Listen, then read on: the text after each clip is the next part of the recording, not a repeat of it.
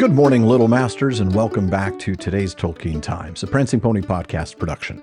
I'm the Man of the West. Let's keep Week 91 going with another Word Nerd Wednesday. Now, last series, I used these Word Nerd Wednesdays to cover the names and words that we've been encountering in the story of Tuor and Voronwë Tuesdays. This time around, I'll primarily be using this time to look more closely at words that we're running into as we continue our story of Tuor and his coming to Gondolin on First Age Fridays. Now this week, we'll be looking at a few words that we saw in last week's reading, and because there weren't that many, also looking ahead to next week's reading. After Voronwë spoke of his horrible sea journey, he sort of spoke to himself about how bright the stars were upon the margins of the world. He then wondered if they had glimpsed indeed, as some held, the mountains of the Pelori about the lost strands of our long home. So let's look at that word first. The Pelori are the mountains of Aman that protect Valinor. Raised by the Valar after the end of the Spring of Arda, they are the highest mountains on Earth, with the highest peak being Oyolose, or Taniquetil, as the case may be. The name Pelori is Quenya. In Parma Eldalamberon 17, it's translated as mountain wall, while in the War of the Jewels, it's said to mean fencing or defensive heights.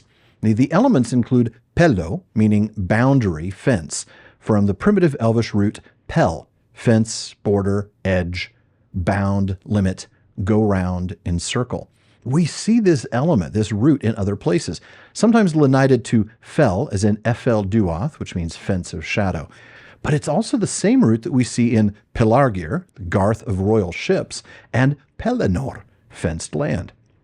The second element in the Pelori is the Quenya plural of oro for mountain. The Sindarin cognate is orad, like in Oradruin, becoming ered in the plural.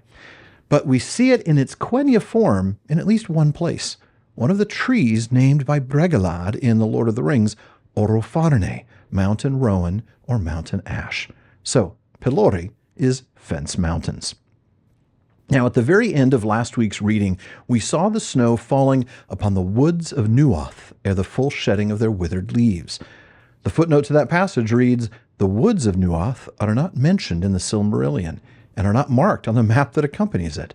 They extended westward from the upper waters of the Nerog towards the source of the river Nenning." As for the word itself, eldamo.org suggests it could be a combination of nu meaning under, like Taur nu Fuin, forest under night, or Dor nu Fauglith, land under choking ash, along with a lenited form of gwath meaning shadow. In the name Efel Duath, mountains of shadow, the gwath that means shadow mutates to just wath. So du is night, wath is shadow. That, if it follows by the same Lenitian rules, would make Nuath hold the meaning under shadow. The narrative then explains that though they set out before the middle of Narqueliae, the Hissime came in with biting frost. Now, we covered the King's Reckoning all the way back in Week 28's Word Nerd Wednesday. That calendar was based on the Elvish calendar, and it used Quenya names for the months, including these 2 months. Narqueliae and Hissime are the equivalents of October and November, as winter comes on. Narqueliae means sun fading, and is made up of 2 elements. The Quelliae portion of the month's name simply means fading. It was actually used on its own for one of the 54-day-long mini-seasons on the Elvish calendar. Quelliae was the 54-day season between Yavie, autumn, and Hrive, winter.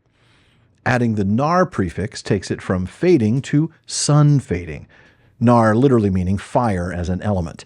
We see that in Narmakil, fire sword, Narya, ring of fire, and Narsil, red and white flame, as examples.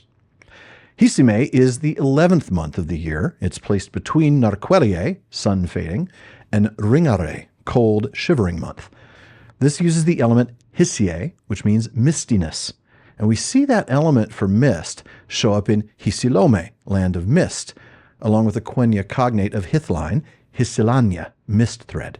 So, though they set out before October 15th, November came in with biting frost. Just doesn't have the same ring to it, though, does it? For now, we need to look at a word or 3 from this Friday's reading. We'll come up on the waters of Ivrin, where Tuor and Voronwë will spot a tall man dressed in black, crying out, "Ivrin, File Ivrin, Gwyndor and Beleg, here once I was healed." but now never shall I drink the draught of peace again. That is, of course, Tuor, with whom they do not speak. And we already confessed the total lack of information on the name Ivren. But I do want to add that Fáil is translated for us as gleam of the sun on the pools of Ivren. So Fáil must mean gleaming or gleam of the sun. Later we read that after crossing the well streams of Teglin, they headed east and left the mountains, passing Glithwy, before coming to the stream of Maldwyn, and it was frozen black. I'm afraid I have nothing at all on the name of the river Glithwy, but I can tell you a little word nerdery on Maldwyn. Two elements, both of which should sound a little familiar to you by now. The first is mal, meaning gold. It's the root for all the words meaning yellow or golden. Malorn, Cormalen, Malinalda, Kulumalda, etc. The second element is duin, meaning large river. Think Anduin, Escalduin, Glanduin, and so on. And folks, that's it for today's Word Nerd Wednesday.